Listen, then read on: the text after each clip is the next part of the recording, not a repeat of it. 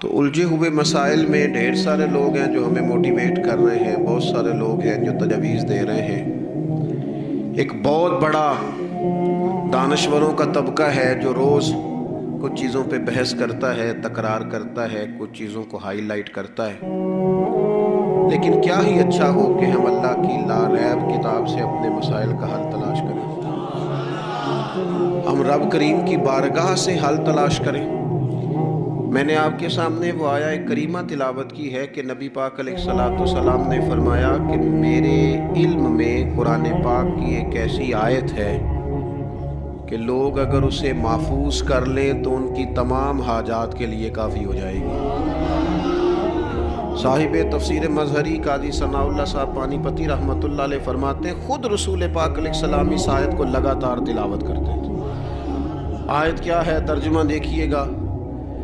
الجھا ماحول ہو، پوری گھٹن ہو، اور میں آپ سے عرض کروں دکھ کئی دفعہ اکٹھے ہی آ جاتے ہیں اور بڑی امید ہوتی ہے کہ فلاں فلاں فلاں فلاں چیز پہ میں ہاتھ ڈالوں گا تو آزمائش سے نکل جاؤں گا، لیکن وہ سارے ظاہری اسباب بھی پاس ہوتے ہیں، نہیں نکل پاتا بندہ۔ تو رب کریم نے ارشاد فرمایا اس آیہ مقدسہ میں، فرمایا وَمَن يَتَّقِ اللَّهَ يَجْعَل لَّهُ مَخْرَجًا، فرمایا جو رب سے ڈرے گا نا اللہ اس کے لیے نجات کا رستہ بنا دے گا،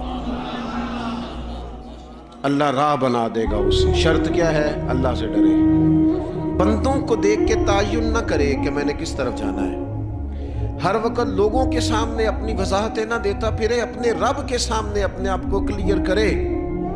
اللہ سے گر ڈرے گا اللہ اس کے لیے رستہ بنائے گا، ہر مشکل سے نکلنے کے لیے راہ مل جائے گا۔ اور بعض لوگوں کا گمان تھا کہ شاید یہ روحانی مسائل ہی کی بات ہوگی، شاید یہ اخروی معاملات کی بات ہوگی، یہ بھی ہے، لیکن تمہارے لیے رستہ بھی بنائے گا اور رزق تمہیں وہاں سے دے گا کہ تم نے کبھی گمان بھی نہیں کیا ہوگا، تم نے سوچا بھی نہیں ہوگا، اللہ تمہیں وہاں سے رزق دے گا۔ فرمایا وَمَن يَتَوَکَّلْ عَلَى اللَّهِ فَهُوَ حَسْبُهُ، اور جو اللہ پہ بھروسہ کرے گا نا اللہ پھر اس کے لیے کافی ہو جائے گا، اور اسے جگہ جگہ نہیں جانا پڑے گا، رب اس کے لیے کافی ہو جائے گا اگر اللہ پہ بھروسہ